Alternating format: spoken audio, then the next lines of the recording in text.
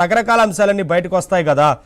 ఇవన్నీ రాకుండా ఉండేందుకే, అరెస్ట్ అవ్వకుండా ఉండేందుకే ఈ ప్రయత్నాలు చేస్తున్నారనేది ఒక మాట సుబ్బారావు గారు కూడా చెప్తా ఉన్నారు. మీరేం చెప్తారు? గుడ్ ఆఫ్టర్నూన్ అండి. మీకు ప్యానెల్లో ఉన్న సుబ్బారావు గారికి, అదేవిధంగా సోదరి అనుష గారికి, చూస్తున్న ప్రేక్షకులకు కూడా. అంటే రామ్ గోపాల్ వర్మ ఒక ఉత్తుంగ తరంగంలాగా ఎదిగి అంతే ఫాస్ట్ గా వెళ్ళిపోయాడు.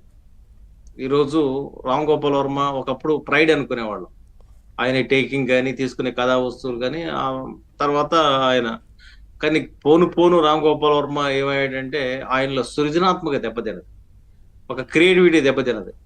ఆయనే కథలు రాసుకోవడం, ఆయనే మొత్తం వాయిస్ ఓవర్ చెప్పుకోవడం, ఇవన్నీ కూడా చూసుకున్నప్పుడు ఏంటంటే రామ్ గోపాల్ వర్మ ఒక ప్రెస్టేషన్ లోకి పోయి తీసిన సినిమాలన్నీ కూడా ఫ్లాప్ అయినాయి. అదే విధంగా సెక్స్ మీద తీసిన సినిమాలు అడ్డం పెట్టుకొని కూడా ఆయన సరే బతుకుదెరువు అంటారా ఏదో మొత్తం మీద. తర్వాత రాష్ట్రంలో జరుగుతున్న అనేక అకృత్యాల మీద నేను చాలా ధైర్యస్తుడిని, నేను అమెరికా దాని మీద తీశాను, లేకపోతే వీరప్పని తీశాను, ఇంకొకటి తీశాను, రక్త చరిత్ర తీశాను అనుకుంటారు కదా. మరి వైఎస్ వివేకానంద రెడ్డి గారి మటర్ మీద ఎందుకు సినిమా తీయలేకపోయాడైనా అంటే అంటే అది అర్థం ఏంటి? ఆయనలో ఉండే క్రియేటివిటీ ఎందుకు చచ్చిపోయింది? మరి ఆ మటర్ మీద స్టోరీ చేస్తే, సీరియల్ తీస్తే, సినిమా తీస్తే చాలా అద్భుతంగా ఉంటది కదా.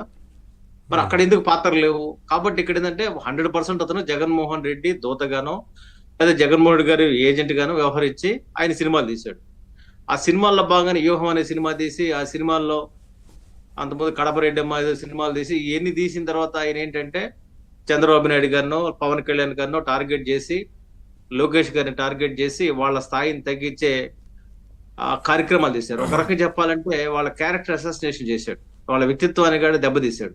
అవును, ఇలాంటి వ్యక్తిని అసలు వాస్తవానికి సమాజంలో తిరగనీయకూడదు. ఎందుకంటే మీరు విమర్శ చేయొచ్చు, తప్పులేదు. పొలిటికల్ గా డైరెక్ట్ గా వచ్చి వర్మ గారు విమర్శిస్తే తప్పులేదు. కానీ వ్యక్తిత్వ హననం అనేది ఆయన చేసుకుంటా పోయారు. ఆ వ్యక్తిత్వ హననం అనేది ఒక క్లాస్ కిందకి వస్తుంది. అదేవిధంగా అంతకు ముందు కూడా వాళ్ళందరూ కలిసి కూడా పరువు నష్టం దావా వేస్తే ఆయన మీద ఇంకా చాలా పెద్ద కేసు అయ్యేది. కాబట్టి రామ్ గోపాల్ వర్మ అనబడే వ్యక్తి ఏంటంటే ఆయనలో క్రియేటివిటీ దెబ్బతిరిగిపోవడం వల్ల ఆయన ఫ్యాక్ట్స్ సంఘటనలు నేను సినిమాగా తీస్తానని చెప్పని ఆ ఫ్యాక్ట్స్ వంగవీయడం కావచ్చు, అన్ని ఫ్లాపే. ఎక్కడ కూడా ఏది కూడా ప్రజలు ఆదరించలేదు. దానికి కారణం ఏంటంటే బేసిక్ గా ఆయన దగ్గర ధైర్యం లేదు. ఆయన చాలా ధైర్యస్తుడని చెప్పని కొన్ని ఛానల్స్ లో ఇంటర్వ్యూస్ ఇస్తుంటాడు. నేను చాలా ఓపెన్ గా మాడతాను, ఫెయిర్ గా మాడతాను. ఫెయిర్ గా మాడతా అన్న వ్యక్తి ఎందుకు పోలీసుల దగ్గరికి వెళ్ళి డైరెక్ట్ గా మాట్లాడలేకపోయారు? పోనీ ఆయన ఎప్పుడన్నా సమాజంలో జరిగే అనేక అంశాల మీద కామెంట్ చేస్తుంటాడు కదా. మరి రఘురామ కృష్ణరాజు గారి మీద జరిగిన 3rd డిగ్రీ మీద ఎందుకు ఆయన కామెంట్ చేయలేదు? ఒక ఎంపీని అట్ట కొట్టచ్చా? అంటే జగన్మోహన్ రెడ్డి గారికి ఆయన తాలూకు డబ్బులతోటే ఆయన సినిమాలు తీసి అర్థమవుతా ఉంది. కాబట్టి ఇవన్నీ కూడా బయటికి రావాలి. ఇవన్నీ బయటికి రావాలంటే రామ్ గోపాల్ వర్మ ఆంధ్రప్రదేశ్ లో 5 సంవత్సరాల పాటు చేసిన జగన్మోహన్ రెడ్డి అరాచకాలకి ఈయన ఒత్తాసగా నిలబడ్డ వ్యక్తి కాబట్టి ప్రజలను దృష్టిలో పెట్టుకొని ఆయన మీద విచారణ జరపడం అనేది పోలీసులు చేస్తున్నారు. ఆ విచారణే జరపద్దు, ఏ సెక్షన్ల కింద కేసు పెడతారంటే ఏ సెక్షన్ల మీద కేసు పెడతారనేది అక్కడికి వచ్చిగా తెలుస్తుంది. అక్కడ రాకుండా ఎక్కడో దూరం నుంచి బాణాలు వేస్తే రామగోపాల్ వర్మ పిరికివాడని అర్థమవుతుంది కదా. ఆయన పిరికితనానికి ఏమీ పరాకాష్ట కదా. కాబట్టి ఏ సెక్షన్ కింద పెట్టారు, ఏ సెక్షన్ కింద మిమ్మల్ని అరెస్ట్ చేయాలా లేదా అనేది పోలీసులు తర్వాత న్యాయస్థానం నిర్ణయిస్తారు. న్యాయస్థానంలో ఆయన సవాల్ చేసుకోవచ్చు, తప్పులే. కానీ పోలీసుల్ని సవాల్ చేస్తే అంటే అర్థం ఏంటి? పోలీసులు ఎవరు పిలిచినా కానీ విచారణకు వస్తారు. ఇంతకుముందు మీ ఛానల్లో వెంకటకృష్ణ గారిని విచారణ చేయలేదా? లేకపోతే ఇంకొక జర్నలిస్ట్ విచారణ చేయలేదా? టీవీ5 లో జర్నలిస్ట్ విచారణ చేయలేదా? మరి అప్పుడు మాత్రం వాళ్ళు పోయి విచారణకి అటెండ్ అయితే అది వాళ్ళు పార్టీ 1 నోటీస్ గా రెస్పెక్ట్ చేసినట్టు. నువ్వు అటెండ్ కాకపోతే దీని సమాజం ఎలా అర్థం చేసుకోవాలి? కాబట్టి సమాజాన్ని ఆయన ప్రభావితం చేయలేదు, సమాజాన్ని ధ్వంసం చేసే కార్యాచరణ చేశాడు. కాబట్టి గతంలో అనుచిత వ్యాఖ్యలు చేసినందుకు రాముడి మీద, ఇతర దేవతల మీద అప్పట్లో స్వర్గీయ కత్తి మహేష్ మీద రాష్ట్ర బహిష్కరణ చేశారు. మరి ఇలాంటి వ్యక్తి అసలు రాష్ట్ర బహిష్కరణ, దేశ బహిష్కరణ కూడా అర్హుడు ఆయన. అది ప్రభుత్వాలుగా డిసైడ్ చేసి ఇలాంటి వ్యక్తిని బహిష్కరణ చేయాల్సిన అవసరం ఉంటుంది.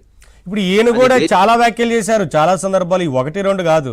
ఇప్పుడు వన్స్ విచారణకు కనుక అంటే ఒకవేళ అదుపులో తీసుకుంటే ఆ తర్వాత కస్టడీ కోరే అవకాశం ఉంటుంది. ఆ తర్వాత చాలా అంశాలు బయటకు వస్తాయి కదా.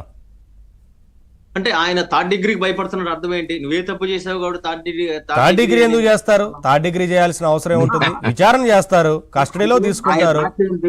ఆయన భయపడుతుంది నన్ను కొడతారు, చంపేస్తారన్న భావోద్వేగాన్ని ప్రత్యక్షంగానో పరోక్షంగానో చూపిస్తున్నాడు. ఆయన దాంకున్నాడంటే ఆయనకి ఏ సినిమాలో ఏడ్చేయని పోయి కేరళలో కూర్చుంటాడు, ఇంకో ఫామ్ హౌస్ లో కూర్చుంటారు. రాండి, డైరెక్ట్ గా రండి. కాబట్టి రామ్ గోపాల్ వర్మ అనబడే వ్యక్తికి పనిష్మెంట్ జరగాలనేది ఆంధ్రప్రదేశే కాదు, మా ప్రజాస్వామ్యాన్ని ప్రేమించే వాళ్ళందరూ కూడా ఆయన పట్ల వ్యతిరేకత ఉన్నారు. మహిళా లోకం మీద కూడా ఆయన ఒక ఉద్యమ నాయకురాల్ని లైవ్ లో మహిళా నాయకురాల్ని నిన్ను పెట్టి సినిమా తీయాలన్నాడు. మరి అటువంటి